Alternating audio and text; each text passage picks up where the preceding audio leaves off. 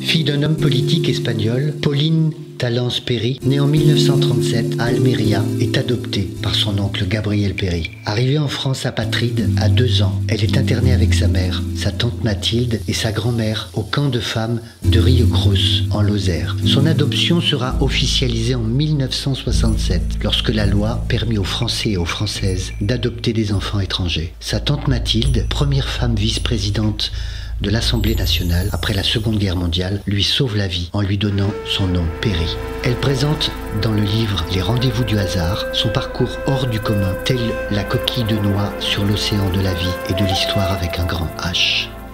Tu te rends pas compte, moi je me suis pas rendu compte du nom tout de suite. Mais par contre, si tu veux, c'est vrai que j'ai raconté dans mon bouquin, j'étais nulle dans l'école. J'étais nulle à l'école. Et à la phase d'être une vedette, on me lisait toujours, dans les classes où j'allais, on me lisait toujours les poèmes d'Aragon et d'Éluard sur celui qui croyait au ciel, tu ne croyais pas. Tu avais quand même une, comment te dire, tu avais une image.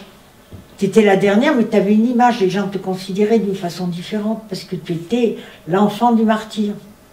Mais tu n'étais pas toi-même, tu n'es jamais toi-même quand tu es l'enfant de quelque chose. Tu portes un nom, tu portes un vêtement qui n'est pas toi. Mais toi, au fond de ta vie, après, dans certaines parties de ta vie, après 50 ans, tu veux quand même être toi, c'est différent. On est différent. Je fais un devoir de mémoire pour ma mère avec ce livre, parce que ma mère a sauvé le camp. C'est-à-dire, ma mère était photographe, elle faisait beaucoup de reportages de photos. Quand elle est arrivée au camp, grâce à un photographe de mode, elle a eu le matériel pour faire un truc de développement. Parce qu'à l'époque, on développait ces photos d'une façon différente qu'avec l'heure actuelle. Donc, à l'intérieur du camp, elle a monté sous un escalier un atelier de développement. Elle a fait des photos, ce qui a permis à toutes les femmes du camp d'être photographiées et maintenant, 50 ans après, de se reconnaître la grand-mère qui était prise au camp, qui était photographiée. Donc, elle a fait des photos, énormes photos. Mais moi, j'étais la fille d'elle. Donc, on me prenait en photo, j'étais la plus petite, j'étais la seule petite au camp. Donc, on me prenait en photo et à partir de ce moment-là, je suis devenue la vedette. Et j'ai une photo de moi qui est passée aux États-Unis pour chercher des marraines, parce qu'il fallait... On ne s'est jamais de moi, encore une fois. Alors ça, c'était à 3 ans, et après la guerre, je suis devenue la fille adoptive de Gabriel Perry.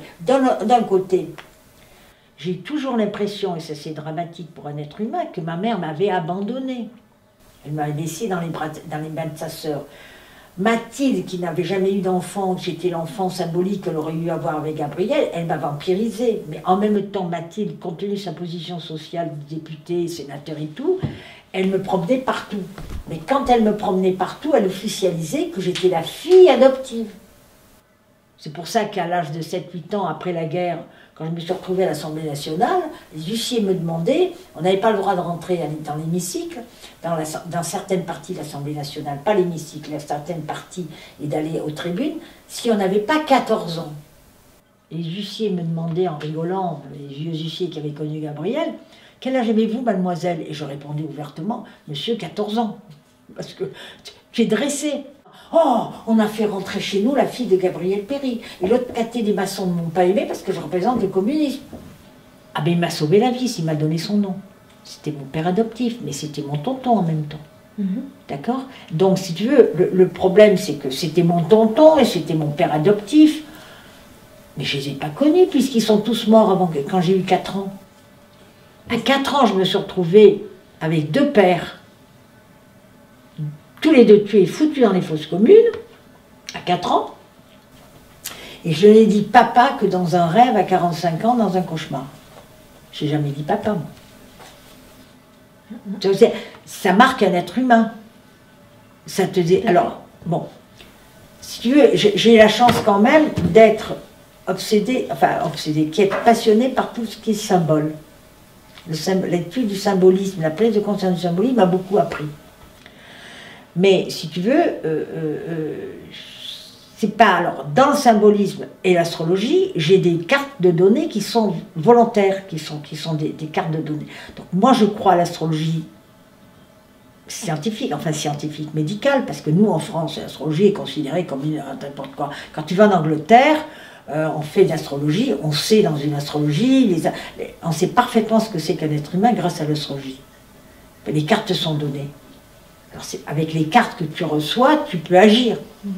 Mais quelqu'un qui n'est pas sur Terre, avec un Mars pas fort, avec un Mars dans une planète de Verseau, de liquide, de poisson et de compassion, ne n'a pas la même réaction que moi qui ai un Mars en Capricorne. Ben, le livre, c'est un témoignage de ma vie, qui est une vie mouvementée, mais qui est riche. D'accord? Alors j'ai essayé, c'est ma vie, si tu veux, le hasard, il n'y a pas de hasard, il n'y a que des rendez-vous. Parce que dans la vie, je me suis aperçue, et il y a beaucoup de gens qui sont comme moi, qu'on te met toujours sur ton chemin des choses pour avancer. Il n'y a pas de hasard, il n'y a que des rendez-vous. C'est-à-dire que dans la vie te met sur ton chemin des gens qui te font avancer, à tous les niveaux. C'est-à-dire aussi bien pour n'importe quoi. Bon, maintenant, nous avons la chance, en 2022, d'avoir des découvertes sur le cerveau qu'on n'avait pas dans ma jeunesse. Et les découvertes sur le cerveau, ça veut dire que on sait que l'enfant, dans le ventre de sa mère, réagit à l'ambiance de la maman, et que ça peut être dramatique pour le développement de l'enfant après, ce qu'on ne savait pas. C'est-à-dire que j'en reviens à la vie courante, on te dit de travailler ta pierre, d'évoluer, mais maintenant l'évolution se fait d'une manière beaucoup plus performante grâce à la physique quantique, grâce à Xiaomi, parce qu'on a fait des analyses sur le cerveau qu'on n'avait pas fait avant. C'est pour ça que tu as tout. Alors, je suis le résultat de mon héritage cellulaire, c'est-à-dire de mes parents, comme tout le monde. Donc j'ai eu la chance d'avoir un père qui était un adepte d'Isora Duncan. Donc j'ai été passionnée, enfin, il était très, très direct avec le corps et l'équilibre.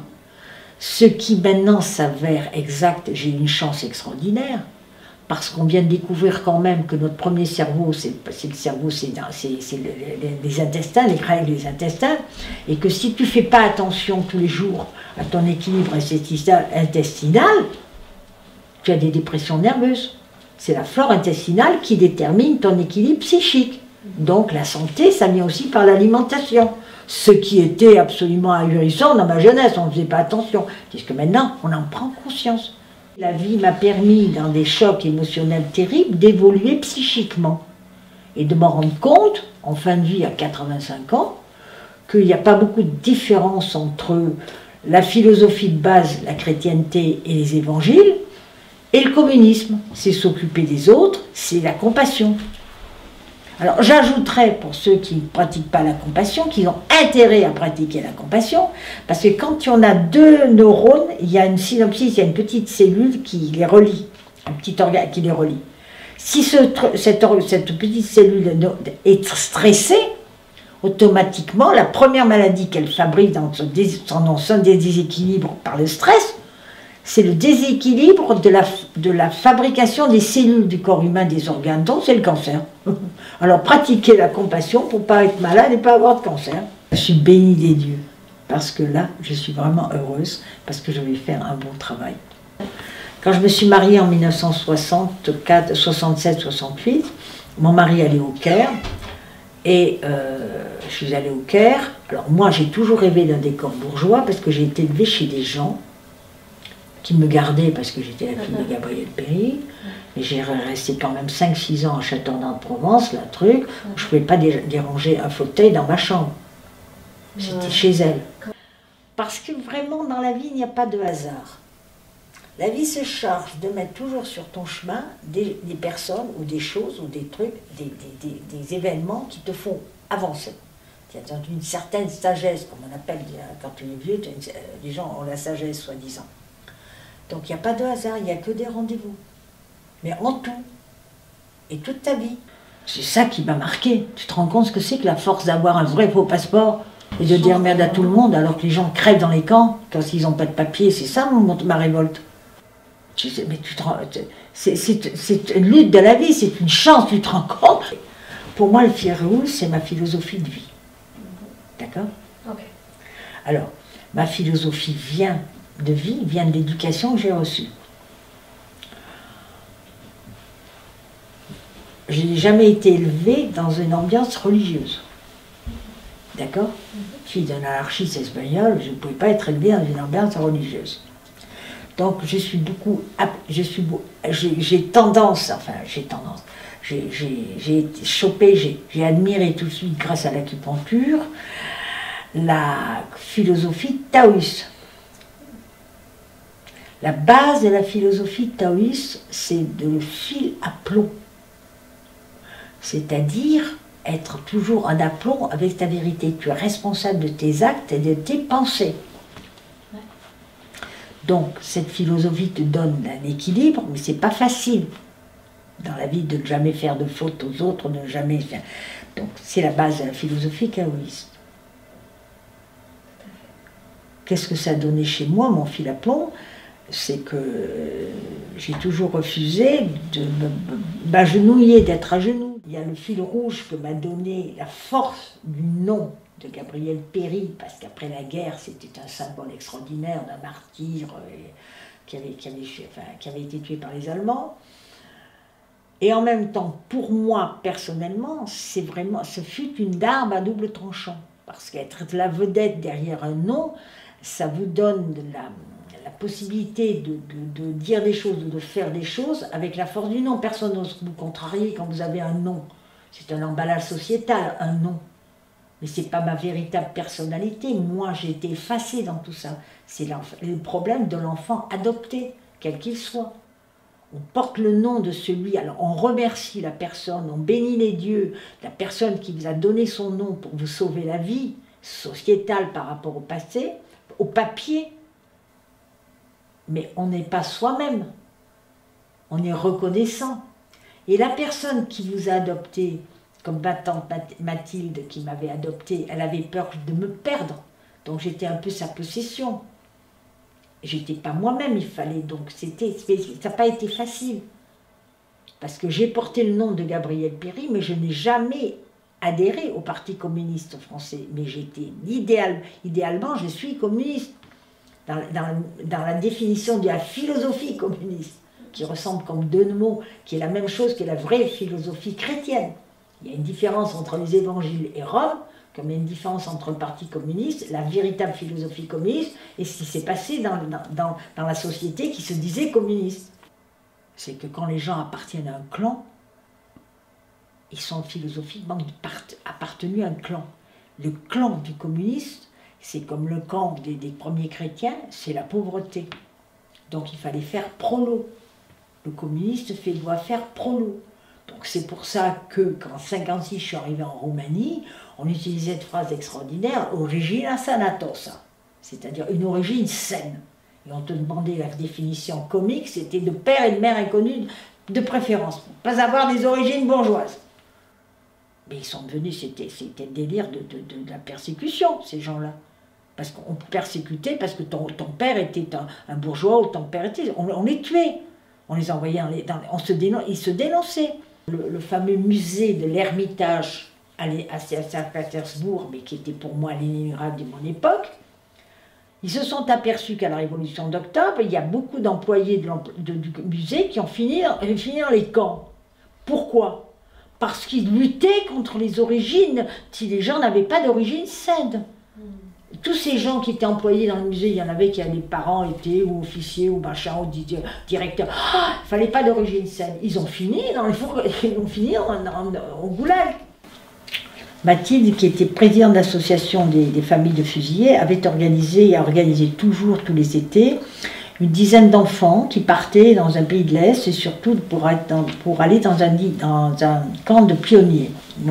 Ma destination, c'était un camp de pionniers en Tchécoslovaquie. Donc je me suis retrouvée à la frontière, à Bâle, dans ce fameux train de jeunes, et nous étions une dizaine d'enfants. Tout d'un coup, il y a eu un contrôle de police, pour passer la Suisse. Et nous sommes retrouvés deux enfants, un garçon qui avait mon âge et moi, dans le bureau. Nous n'avions pas dans nos passeports d'apatride de visa pour traverser la Suisse. Je me suis retrouvée dans un bureau avec un homme qui avait une quarantaine d'années, 50 ans, qui avait sur son bureau les 2 passeports ouverts apatrides pour nous mettre le tampon, il avait le tampon à la main, nous a regardé avec un air méprisant, les 2 gosses, il nous a regardé avec un air méprisant pour nous dire « Je ne vous le donne pas le visa, ça vous fera les pieds de passer vos vacances à Paris ». Il y a eu un tremblement de terre à l'époque, enfin bref, on s'en retrouvait, le petit garçon et moi, le soir, repartant de Bâle pour direction Paris, dans un train, dans un wagon, dans un compartiment avec 2 gendarmes. Je n'oublierai jamais de ma vie, à 10 ans, et descendu du train à 7 h du matin en gare de l'Est, le regard des gens méprisant, parce que nous étions tenus par des gendarmes, nos mains, nos poignets, chacune à notre poignet, j'avais un gendarme qui me tenait le poignet. 10 minutes après, dans le bureau de la SNCF, un des gendarmes a appelé ma mère adoptive, Mathilde Gabrielle Péry. À ce moment-là, elle a dû dire « Ne vous inquiétez pas, j'arrive, je viens chercher ma fille ». Quand il a eu raccroché, on nous a tout de suite offert du chocolat chaud, des croissants. Si j'avais été sans nom, si on avait été des immigrés normaux, on n'aurait jamais eu de croissants et du chocolat chaud. C'est la force du nom. J'ai réalisé là, 10 ans, la force du nom. On peut faire n'importe quoi avec un nom. J'ai écrit ce livre parce que écrire, c'est transmettre. Et c'est laisser une trace, un souvenir, c'est transmettre. Le transmettre, c'est quand même vouloir que l'autre apprenne quelque chose. Et dans la vie, la sagesse, c'est la connaissance. Seule la connaissance peut vous donner la force d'analyser les choses avec hauteur et de voir les choses en grand. La connaissance est capitale pour les sociétés, pour l'évolution des peuples. Mais jusqu'à présent, on s'aperçoit surtout en France qu'on a tout fait pour qu'il n'y ait pas de connaissance et pas de critique. Il n'y a pas de hasard. Toi c'est pareil, toi c'est pareil.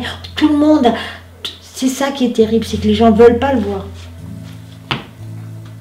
Et la société ne peut changer que si tu changes toi-même.